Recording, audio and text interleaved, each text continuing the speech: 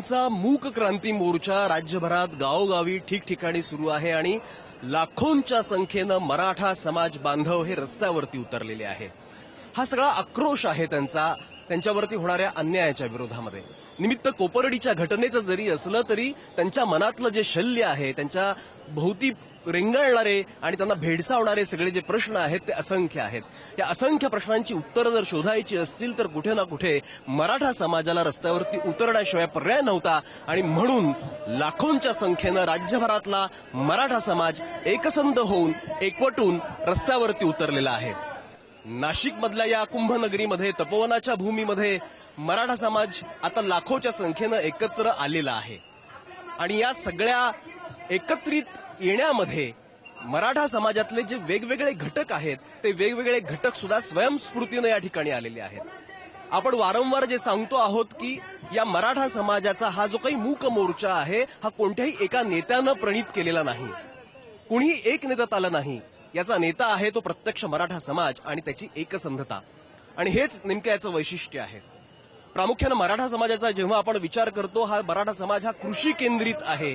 प्रामुख्यानं ग्रामीण भागामध्ये शेती कसणारा, शेतीमध्ये राबणारा असा हा मराठा समाज आहे आणि या शेतकरी कुटुंबातली जी मुलं आहेत ही छोटी छोटी मुलं सुद्धा या ठिकाणी मोर्चामध्ये सहभागी झालेली आहेत। ही मुलं आहेत ज्या शेतकऱ्यांनी आत्महत्या केलेल्या आहेत, या आत्महत्याग्रस्त शेतकरी कुटुंबातली ही सगळी मुलं आहेत आणि त्यांचा सगळा जो आक्रोश आहे तो आक्रोश या ठिकाणी व्यक्त करण्यासाठी म्हणून ही सगळी छोटी छोटी मुलं राज्याच्या वेगवेगळ्या भागामधून इथं आलेली आहेत। कोपर्डीच्या नराधमांना फाशी झाली पाहिजे अशासारख्या घोषणा त्यांनी, जे बॅनर्स आहेत ते बॅनर्स त्यांच्या हातामध्ये आहेत आणि एक सगळ्यात महत्वाचा बॅनर जो मला वाटतो याच्यामध्ये तो म्हणजे हा की नको आम्हाला दया हवी उमलण्याची एक संधी, नको आम्हाला दया हवी उमलण्याची एक संधी, आम्ही मराठ्यांची मुले, आमचा काय गुन्हा, आम्ही मराठ्यांच्या पोटी जन्माला आलो, यात आमचा काय गुन्हा, आम्हाला उमलण्याची संधी हवी, आम्ही अजून कोवळे आहोत, आम्हाला कुठे ना कुठे उमलण्याची संधी हवी आहे अशी भावना या सगळ्या मुलांची आहे। या मुलांशी आपल्याला बोलायचंय, मला सांग तुझं नाव काय? जय हरी, माझे नाव अशोक मोतीलाल पाटील, मुक्काम पोस्ट त्रिळोशी, तालुका ब्रह्मपुरी, जिल्हा गडचिरोली। या मोर्चामध्ये तू सहभागी होतो आहेस, नेमकी काय भावना तुझी आहे? आम्ही या मोर्चामध्ये सामील झालो त्याचं कारण म्हणजे खोपर्डीची जी वाईट घटना घडली, तशीच सरकार म्हणतं 4 किलोमीटरच्या आज शाळा आहे, पण आमच्या मुली आज 4-4 किलोमीटर आज पायपाय जातात, आम्ही मुलं पायपाय जातो। अशी घटना जर आमच्या मुलींवर, आमच्या बहिणींवर जर घडली तर काय परिणाम होईल, आणि म्हणून आम्ही याचा निषेध करतो आणि सरकारला सुद्धा सांगतो की आम्हा मुलांकडे लक्ष द्यावं। आम्ही मराठा समाजात जन्म घेतला, आम्ही काही चूक केली का? आम्ही शेतकरी समाजात जन्म घेतला, आम्ही काही चूक केली का? आणि म्हणून सरकारने सुद्धा आमच्याकडे लक्ष द्यावं, आणि जेणेकरून आम्ही 4-4 किलोमीटर पायपाय जातो, त्यामुळे आमच्याकडे तरी लक्ष दिलं तर नक्कीच मी सांगू इच्छितो की नक्कीच तुम्ही शेतकऱ्यांकडे लक्ष द्यावं आणि शेतकऱ्यांच्या आत्महत्या थांबवण्यासाठी तुम्ही नक्कीच प्रयत्न करावं। शेतकऱ्यांच्या आत्महत्या थांबवण्यासाठी प्रयत्न करावा असा हा मुलगा म्हणतो आहे। खूप व्यवस्थितपणे त्याची मांडणी आहे, त्याचे विचार अत्यंत सुस्पष्ट आहेत। ते जे आपल्याला वेळ येते, आपण जे भोगतो आहोत आणि त्या सगळ्या दुःखांना कुठे ना कुठे वाचा फोडली पाहिजे, एवढ्या छोट्या छोट्या मुलांमध्ये ही सगळी भावना आपल्याला दिसते। तुझं नाव काय? जय हरी, माझे नाव पल्लवी दिनेश पवार, मुक्काम पोस्ट तोडीत, तालुका पारोळा, जिल्हा जळगाव। तू या मोर्चामध्ये सहभागी होते आहेस, काय नेमकी तुझी भावना आहे, काय मागणी आहे? माझी अशी भावना आहे की कोपर्डीत जी घटना घडली त्या श्रद्धाताईवर जो अन्याय झाला, जो अत्याचार झाला, तो कोणत्याही मुलीवर होऊ नये आणि त्या 3 अपराध्यांना फाशीचीच सजा झाली पाहिजे। आणि मुख्यमंत्र्यांनी त्यांचा वाढदिवस आमच्यामध्ये साजरा केला, त्यांना मी धन्यवाद देते।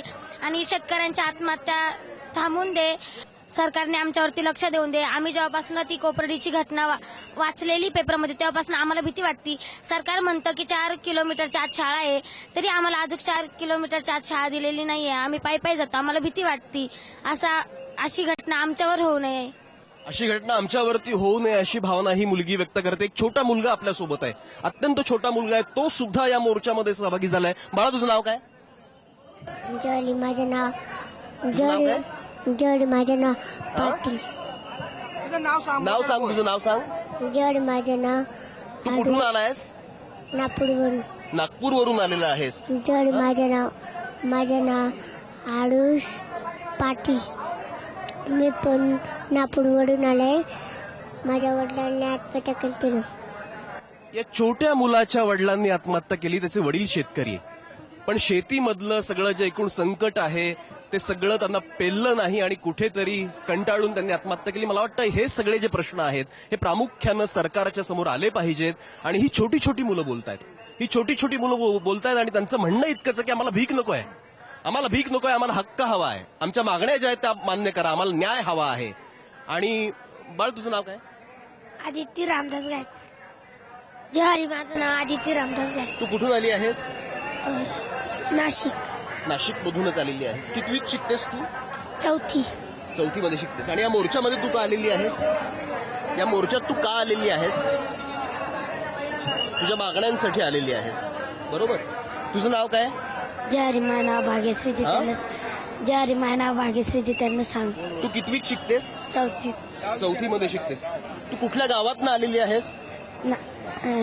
पिंपळगाव. पिंपळगाववरून आलेली आहेस. पिंपळगाव. ही सगळी मुलं आपण पाहतो आहोत, ही सगळी जी मुलं आहेत, मी मगाशीही म्हणालो की या मुलांच्या मनामध्ये कुठे ना कुठे जे शल्य आहे, कुठे ना कुठे जी वेदना आहे, ती वेदना मांडण्याचा आणि त्याला कुठेतरी त्यांच्या मनामधला जो आक्रोश आहे तो सरकारपर्यंत पोहोचवण्याचा आणि स्वतःचे हक्क मागण्याचा त्यांचा सगळा जो अधिकार आहे, हा अधिकार त्यांना पाहिजे आहे, त्यांना हक्क पाहिजे आहे, त्यांना कोणतीही भीक नकोय, त्यांना दया नकोय, त्यांना उमलण्याची एक संधी हवी आहे. या सगळ्या मुलांना घेऊन येणारे जे या ठिकाणचे कार्यकर्ते आहेत त्यांच्याशी सुद्धा आपल्याला बोलायचं आहे. तुमचं नाव काय? माझं नाव त्र्यंबकराव गायकवाड. मी या संस्थेचा एक ट्रस्टी आहे. महाराष्ट्रातल्या वेगवेगळ्या जिल्ह्यातले हे मराठा समाजाचे मुलं आहे आणि म्हणून त्यांना काही सरकार देत नाही. अनेक मंत्री भेटले, मुख्यमंत्री भेटले, पण आजही आमच्या मुलींना 4 किलोमीटर जावं लागतं. 4 किलोमीटर जात असताना त्यांनी खोपटीची घटना बघितल्यानंतर त्या सगळ्या रडायला लागल्या, भयभीत झाल्या. आणि म्हणून कोणाच्या जीवनामध्ये ही अशी अवस्था नको. आणि म्हणून मी सरकारला या मोर्चाद्वारे हा संदेश देऊ इच्छितो की मराठ्यांना आरक्षण द्या, त्याचबरोबर मराठ्यांच्या जी मुलांची जी अवस्था आहे त्यांच्याकडे जरा तुम्ही लक्ष द्या आणि खोपटीच्या नराधामांना तुम्ही फाशीची शिक्षा त्वरित द्यावा, अशी या मोर्चाद्वारे आम्ही या मुलं हे करत आहे. या सगळ्या शेतकरी आत्महत्याग्रस्त कुटुंबातली ही सगळी मुलं आहेत. या मुलांना नेमकं काय सोसायला लागतं? कारण त्यांच्या शिक्षणाचा प्रश्न असतो, त्यांच्या राहण्याचा खाण्यापिण्याचा प्रश्न असतो, त्यांच्या एकूण खर्चाचा प्रश्न असतो.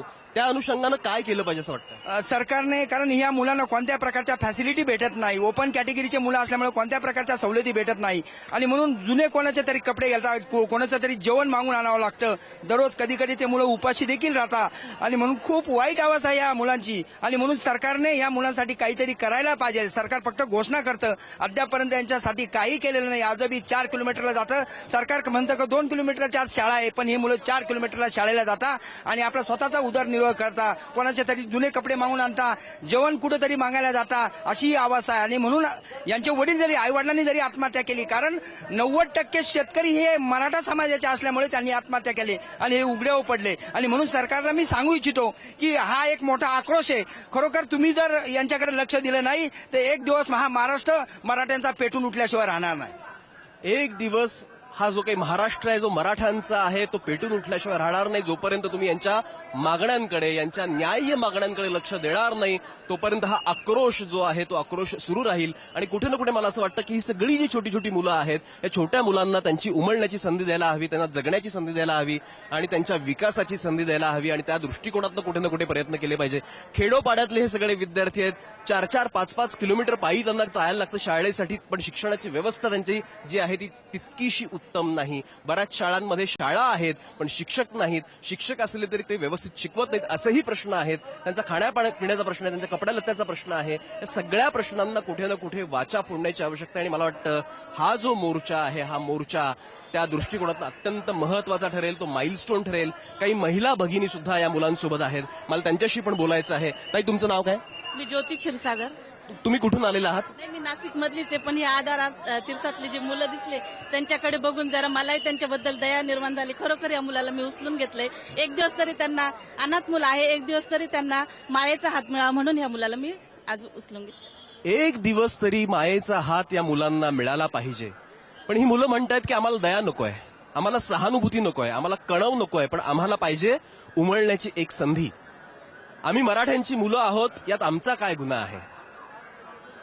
अशी सगळी जी भावना आहे ही सगळी मुलं व्यक्त करता आहेत. हे जे बॅनर्स सुद्धा आपल्याला दिसत आहेत की नको आम्हाला दया हवी, उमलण्याची संधी नका वाईट नजरा ठेवू. आणि ही आम्ही शेतकऱ्यांची मुलं आहोत, आमच्या बापानं, आमच्या शेतकरी बापानं आत्महत्या केली, यात आमचा काय गुन्हा आहे?